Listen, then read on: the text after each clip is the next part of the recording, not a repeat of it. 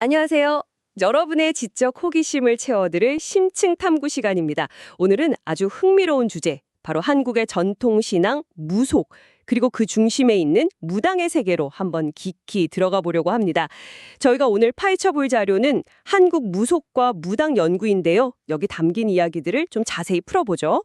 한국 무속하면 그냥 오래된 풍습, 뭐 이 정도로만 생각하기 쉬운데요. 근데 이 자료를 보니까 와, 이게 아주 오랫동안 우리 민족 삶 깊숙이 있으면서 종교이자 문화로서 쭉 이어져 온 거더라고요. 유라시아 샤머니즘의 한 갈래이기도 하고요. 네, 맞습니다.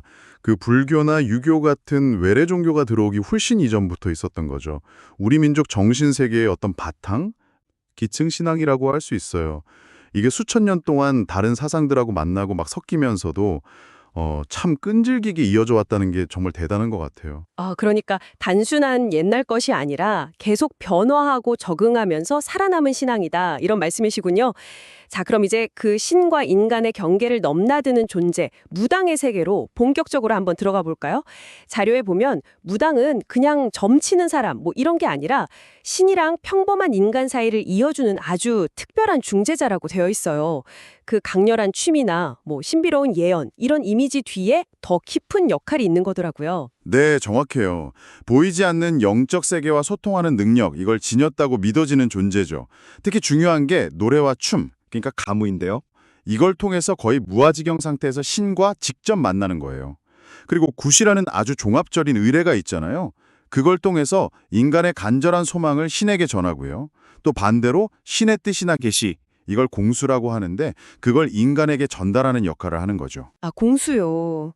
그럼 우리가 아는 그냥 미래를 맞히는 점술가랑은 역할의 차원이 완전 다른 거네요.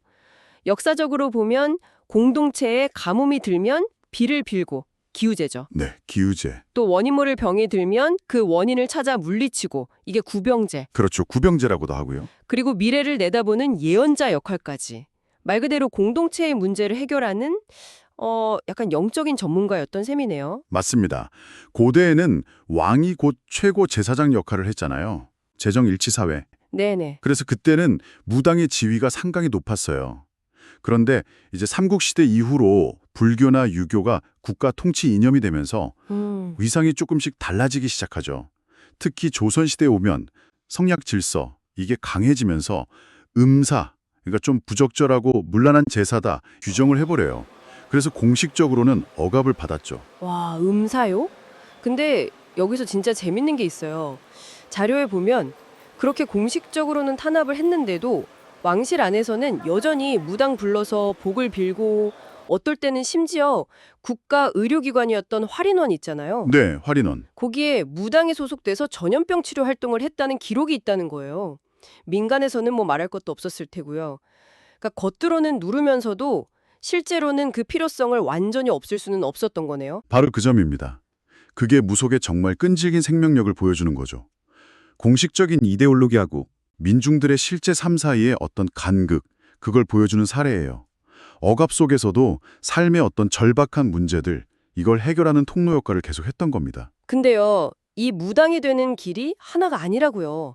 아, 여기서부터 이야기가 더 흥미진진해지는데요. 네, 한국 무당은 크게 보면 두 가지 유형으로 나눌 수 있어요. 첫 번째는 어느 날 갑자기, 정말 갑자기 신이 내려서 영적인 능력을 얻게 되는 강신무. 강신무? 우리가 흔히 신내림이라고 부르는 거 있잖아요. 아주 강렬하고 때로는 엄청 고통스러운 그런 영적 체험을 통해서 무당이 되는 경우죠. 아, 강신무. 이분들이 우리가 보통 생각하는 그 무당 이미지에 좀 더 가깝겠네요. 자료 보니까 이 강신무가 되려면 반드시 신병이라는 아주 극심한 고통의 시간을 겪어야 하고 내림굿이라는 특별한 입문 의례를 통과해야만 비로소 무당으로 인정을 받는다고 해요. 몸에 직접 신을 받아서 그 신의 목소리로 말하는 것, 그 공수 능력이 특징이고 주로 한강 이북 지역에 많았다고 하고요. 그렇죠. 다른 한 유형은 세습무입니다. 이분들은 강신무 같은 그런 극적인 신내림 체험 없이 말 그대로 부모로부터 무당의 신분하고 직능을 물려받는 거예요. 어릴 때부터 굿절차, 춤, 노래, 특히 신들 이야기를 담은 서사무가 있거든요. 서사무가요? 네. 그리고 악기 연주까지. 무업에 필요한 전문 지식과 기술을 아주 체계적으로 배우고 익히는 거죠. 아하. 세습 그럼 강신무처럼 막 무아지경에서 직접 신탁을 내린다기보다는 정교하게 짜인 의례를 정확하게 딱 집전하는 약간 사제 역할에 더 가까운 거군요. 맞아요. 그런 면이 강하죠. 특정 지역 공동체, 그러니까 단골판을 기반으로 활동하면서 마을 제사 같은 걸 주관했고 주로 한강 이남이랑 동해안 지역에 분포했다고 하네요. 전라도의 단골, 경상도의 활행이, 제주도의 신방 이런 명칭들이 바로 이 세습무를 가리키는 거고요. 와, 특히 호남 세습무들이 부르던 그 서사무가가 판소리 형성에 영향을 줬다는 건 정말 놀라운데요. 그렇죠. 무속이 우리 전통 예술하고도 이렇게 깊이 연결되어 있는 줄은 몰랐어요. 네, 그 두 유형의 차이가 이게 또 흥미로운 게 한반도의 어떤 문화사적인 배경하고 연결해서 해석하기도 해요. 강신무의 개인주의적이고 좀 카리스마 넘치는 특성은 북방 유목문화 영향으로 보고 세습무의 공동체 중심적이고 세습적인 특성은 남방 농경문화 영향으로 보기도 하고요. 근데 이런 전통적인 구분이 현대사회의 아주 급격한 변화, 특히 도시화 앞에서 큰 전환점을 맞게 됩니다. 어떤 변화가 있었길래요? 뭐 세습무랑 강신무의 운명이 좀 갈렸다 이런 건가요? 네, 그렇게 볼 수 있어요. 전통적인 마을 공동체가 이제 해체되면서 세습무가 활동하던 기반, 그 단골판이 점점 사라진 거예요. 안정적인 활동 영역이나 수입원을 잃게 된 거죠. 아, 기반이 사라졌군요. 그렇죠. 반면에 도시는 어때요? 익명성이 보장되지만 개인적인 불안감, 예를 들어 취업이나 건강, 인간관계 같은 고민은 더 커지잖아요. 이런 도시화 환경 속에서 개인의 실존적인 문제 해결에 좀 더 초점을 맞추는 강신무의 방식, 약간 프리랜서 같은 방식이 현대인들의 요구랑 더 잘 맞아떨어진 거예요.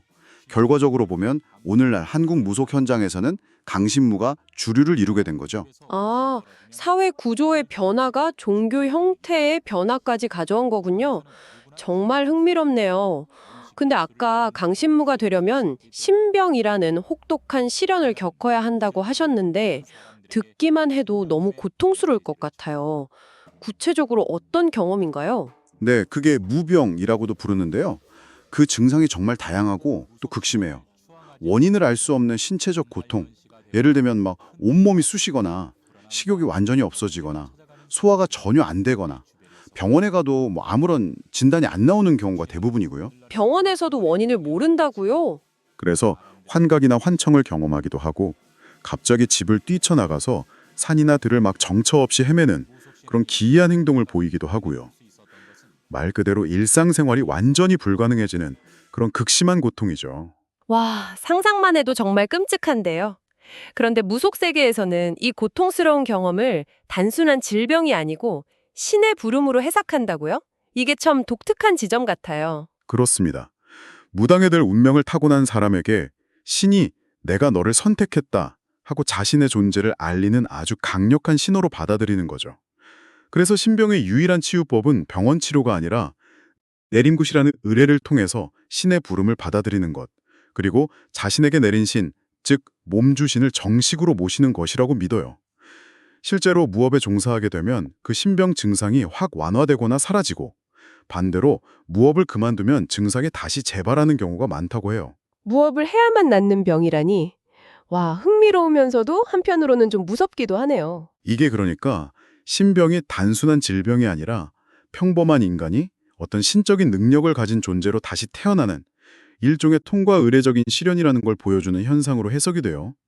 세계 여러 지역의 샤먼들한테서도 비슷한 형태의 입문 과정이 공통적으로 나타나거든요. 평범한 삶은 죽고 새로운 존재로 탄생하는 그런 혹독한 과정인 셈이죠. 그렇다면 현대 정신의학에서는 이 신병 현상을 어떻게 볼까요? 증상만 보면 좀 비슷해 보이는 부분도 있을 텐데요. 네, 그 부분은 좀 조심스럽게 접근하는 게요. 특정 문화권에서만 나타나는 증상이라는 점에서 문화 관련 증후군의 하나로 보기도 합니다. 개인이 감당하기 어려운 아주 극심한 내적 갈등이나 외부적인 스트레스가 있을 때 이걸 나에게 신이 들렸다는 식으로 초자연적인 원인으로 돌리는 심리적인 방어기제, 투사라고 해석하기도 하고요. 환각이나 환청 같은 일부 증상은 정신질환하고 유사해 보일 수도 있어요. 하지만 결정적인 차이가 있다는 거죠. 그렇습니다. 가장 큰 차이는요. 신병의 증상이 내림굿이라는 문화적인 장치를 통해서 사회적으로 그냥 용인되는 걸 넘어서 심지어 특별하고 존중받는 영적 능력으로 전환된다는 점이에요. 개인에게는 정말 파괴적일 수 있는 경험이 신성한 소명으로 승화되는 거죠. 그리고 무당이라는 새로운 사회적 역할과 정체성을 부여받게 되고요. 어떻게 보면 개인의 위기를 사회적으로 공인된 역할로 전환시키는 뭐랄까 일종의 치유적인 직업훈련 과정 이렇게 기능한다고 볼 수도 있습니다. 신병이라는 그 혹독한 시련의 끝에 예비무당은 내린굿을 통해서 비로소 신과 인간의 중재자로 다시 태어나는 거군요. 와, 정말 극적인 전환이네요. 네, 맞아요. 내림굿은 신병을 치유하고 또 공식적으로 무당이 되는 성무, 이 두 가지 핵심 목적을 가진 의례예요. 무당의 삶에서는 정말 가장 중요한 통과 의례죠. 이 의례를 통해서 과거의 세속적인 자아는 상징적으로 죽고 신성한 능력을 부여받은 무당으로서의 새로운 정체성이 탄생하는 겁니다. 죽음과 재생의 의례라고 할 수 있어요. 그 의례는 구체적으로 어떻게 진행되나요? 뭔가 되게 신비로운 절차가 있을 것 같은데요. 지역이나 유파에 따라 세부적인 차이는 좀 있지만 대체로 보면 정화, 신령 초청, 신내림 시험, 몸주신 확인, 신령 좌정, 환송 이런 구조를 따라요. 먼저 구판을 깨끗하게 정화하고요. 부정거리, 여러 신들을 정중하게 초청합니다. 이때 예비무당, 애동제자라고 부르는데 이 애동제자는 가장 화려한 옷을 입어요. 이게 상징적으로 신에게 시집간다 이런 의미가 있어요. 신에게 시집간다. 네, 굿의 가장 중요한 부분은 이 애동제자에게 과연 어떤 신이 그리고 제대로 된 신이 내렸는지를 확인하는 과정이에요. 제대로 된 신인지 확인한다고요? 그럼 뭐 가짜 신도 있고 그런 건가요? 아, 예리하시네요. 중요한 지적입니다. 애동제자가 신들린 상태로 막 춤을 추고 예언, 공수를 하잖아요. 그러면 굿을 주관하는 선배 무당이 딱 보고 그에게 내린 신, 즉 평생 모셔야 할 몸주신이 누구인지 판별을 하는 거예요. 이때 정말로 영험한 신이 아니라 그냥 잡다한 귀신, 이걸 허주라고 하거든요. 허주요? 네, 이 허주가 내린 건 아닌지 가려내는 게 아주 중요합니다. 허주에 들리면 제대로 된 무당 역할을 할 수 없을 뿐만 아니라 오히려 해를 입을 수도 있다고 믿기 때문이죠. 이 판별 과정을 잘 통과해야 비로소 몸주신을 좌정시키고 마지막으로 굿에 참여했던 모든 신들을 원래 자리로 정중히 돌려보내는 것으로 의례가 마무리됩니다. 들어보니까 정말 복잡하고 엄숙한 과정인데요. 이 중요한 의례는 혼자서는 절대 못하겠네요. 반드시 경험 많은 선배 무당, 그 신어머니나 신아버지가 주관해야 한다고요. 책임지고 진행하고요. 애동제자를 진정한 무당으로 인정해주는 결정적인 역할을 해요. 이 굿을 통해서 정식으로 입문한 제자는 신딸 또는 신아들이 되는 거죠. 그래서 신어머니와 평생에 걸친 아주 특별한 영적인 관계를 맺게 됩니다. 신어머니는 신딸에게 굿 절차, 신 모시는 법, 점술기법, 무구 사용하는 법 등등 무배 필요한 모든 지식과 기술을 전수하는 스승이면서 동시에 정신적인 지주가 되는 거죠. 이 관계가 바로 무속 지식과 전통이 세대를 이어서 전승되는 핵심적인 통로예요. 아, 단순히 기술 전수? 그 이상의 의미가 있는 거군요. 그럼요. 내린 곳은 그냥 개인적인 신내림 체험을 확인하는 데서 그치는 게 아니에요. 예비 무당의 자격을 동료 무당들이나 마을 공동체 앞에서 공식적으로 인증하고 또 공인받는 뭐랄까 하나의 사회적 드라마 같은 거예요. 마치 의사 면허나 박사학위처럼 사회적인 신뢰와 활동의 정당성을 부여하는 일종의 공증 기능, 이걸 수행하는 거죠. 이 과정을 거쳐야 비로소 한 명의 독립된 무당으로 활동할 수 있게 되는 겁니다. 자, 이렇게 어려운 과정을 거쳐서 무당이 되면 이제 본격적으로 신과 인간 사이를 중재하는 활동을 시작하는데 그 핵심이 바로 굿과 전복이고 나와 있네요. 먼저 굿은 왜 하는 건가요? 자료를 보니까 종류도 상당히 많던데요. 네, 굿은 무당의 노래와 춤 그리고 정성껏 마련한 재물을 통해서 신들을 즐겁게 해드리고 그 대가로 인간이 처한 문제의 해결을 요청하는 아주 종합적인 제의예요. 그 목적에 따라서 크게 세 가지 유형으로 나눌 수 있습니다. 첫째는 살아있는 사람의 복을 비는 제수굿. 이게 가장 흔하게 볼 수 있는 굿이죠. 가정의 평안이나 사업 번창, 건강 이런 걸 기원하는 거고요. 제수굿. 네. 둘째는 질병의 원인이 어떤 영적인 문제에 있다고 보고 이걸 해결하려는 병굿입니다. 옛날에 천연두 같은 역병이 돌 때 했던 마마 배송굿 같은 게 대표적이죠. 아, 병굿도 있군요. 네, 셋째는 돌아가신 분의 영혼, 즉 망자를 위한 진혼굿이에요. 망자의 억울한 한을 풀어주고 저승길을 편안히 가도록 인도하는 의인데 지역에 따라서 진호기굿, 씻김굿, 오구굿 이렇게 다양한 이름으로 불립니다. 목적에 따라서 굿의 성격이 정말 확연히 달라지는군요. 그런데 이 굿이 그냥 즉흥적으로 막 춤추고 노래하는 게 아니라 아주 체계적인 구조를 가진 의례라는 점이 되게 인상 깊었어요. 특히 서울 경기 지역의 제수굿은 12거리라는 정해진 순서로 진행된다고요. 네, 맞습니다. 서울 경기 지역의 제수굿 12거리는 굿의 그 짜임새 있는 구조를 아주 잘 보여주는 좋은 예인데요. 전체를 다 일일이 열거하기보다는 그 흐름을 보면 일단 굿판을 깨끗이 정화하고 부정거리, 집안의 근본이 되는 신하고 조상신들을 정중히 모셔요. 가망거리, 말명거리, 그 다음에는 산신 같은 자양신을 모시고 상산거리, 또 애군을 막는 특별한 신들, 예를 들어 과거의 천연두 신이나 비극적으로 돌아가신 사도세자 같은 분들을 신으로 모셔서 청에 달랩니다. 별상거리. 사도세자도 신으로 모시는군요. 네, 이어서 재물과 복을 관장하는 신을 아주 즐겁게 해드리고 대감거리, 자손번창과 수명장수를 기원하고 제석거리, 집을 지키는 성주신을 모십니다. 성주거리, 그리고 외부에서 들어오는 나쁜 기운을 막는 장수신, 군웅거리, 또 예술과 놀이의 신, 창북거리까지 청한 뒤에요. 마지막으로 굿에 왔던 모든 신들을 원래 자리로 잘 돌려보내고 혹시 미처 대접받지 못한 잡귀들까지 챙겨서 보내는 뒷정거리, 이런 순서로 진행이 돼요. 와, 정말 체계적이네요.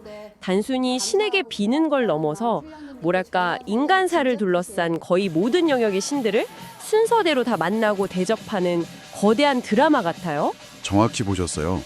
각 거리마다 모시는 신의 성격에 따라서 무당의 복장, 춤사위, 노래, 무가가 아주 다채롭게 변화하거든요. 이건 굿이 단순한 제사를 넘어서 신화, 음악, 춤, 연극적인 요소까지 결합된 일종의 종합예술이라는 걸 보여주는 증거죠. 실제로 한국 전통 공연예술의 중요한 뿌리 중 하나로 평가받고 있기도 하고요. 굿만큼이나 무당의 중요한 활동이 전복인데 미래를 예측하는 방법도 뭐 여러 가지가 있겠죠. 저는 그 쌀로 점친다는 얘기는 들어봤어요. 네, 쌀알을 이용하는 쌀점, 미점이 가장 대표적이죠. 무당이 손엔 쌀알 개수가 홀수냐, 짝수냐, 아니면 쌀알이 흩어진 모양 같은 걸 보고 길흉을 판단하는 거예요.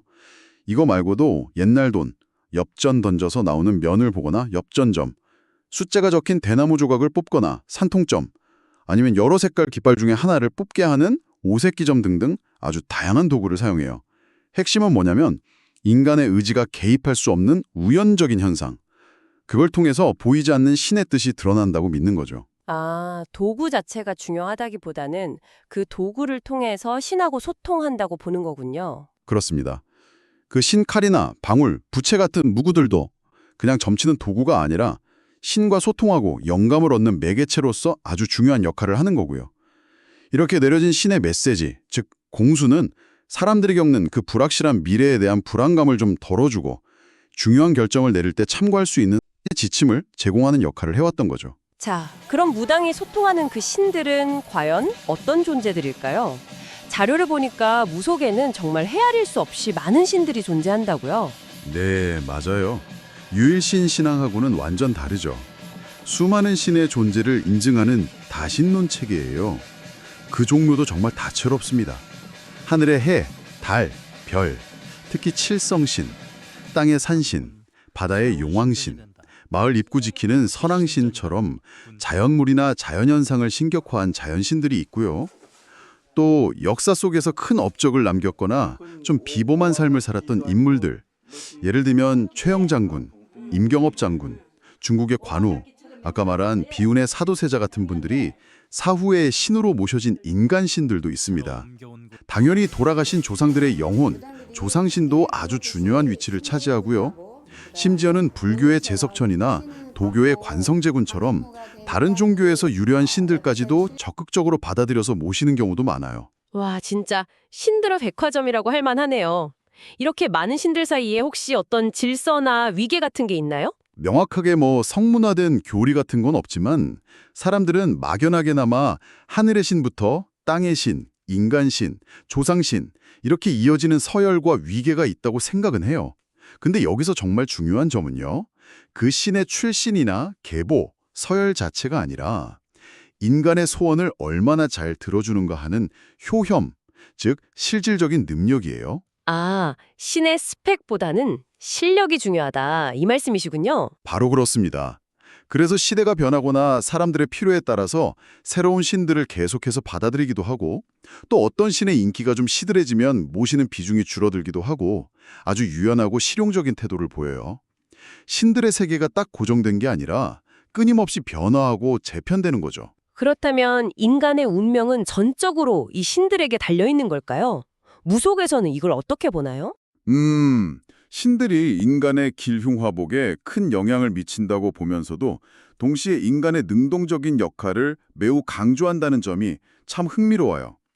무속의 신들은 뭐 재물, 수명, 질병 이렇게 각자 특정 영역을 관장하긴 하지만 기독교나 이슬람의 신처럼 절대적인 선이나 악으로 딱 규정되진 않아요. 오히려 매우 인간적인 감정과 욕구를 가진 인격적인 존재로 그려지죠. 인격적인 존재라는 건 그럼 인간이 어떻게 하느냐에 따라 신의 태도도 달라질 수 있다는 뜻인가요? 정확합니다. 인간이 얼마나 정성껏 모시고 대접하느냐에 따라서 신이 복을 줄 수도 있고 반대로 소홀히 하면 벌을 내릴 수도 있다고 믿는 거죠. 따라서 무속신앙의 핵심은요. 정해진 운명에 그냥 순응하는 게 아니에요. 오히려 무당을 통해서 굿이나 제사를 지내면서 정성을 보이고 신들과 적극적으로 교섭, 네고시에이션을 하는 거예요. 그래서 자신의 운명을 더 유리한 방향으로 이끌어가려는 능동적인 태도, 이게 핵심입니다. 신과 인간이 서로의 필요를 충족시키는 일종의 상호적인 관계를 맺는 거죠. 인간을 무력한 존재가 아니라 신과의 관계를 통해서 자신의 삶을 적극적으로 개척해 나가는 주체로 본다는 점에서 매우 현실적이고 또 인간 중심적인 세계관이라고 할 수 있습니다.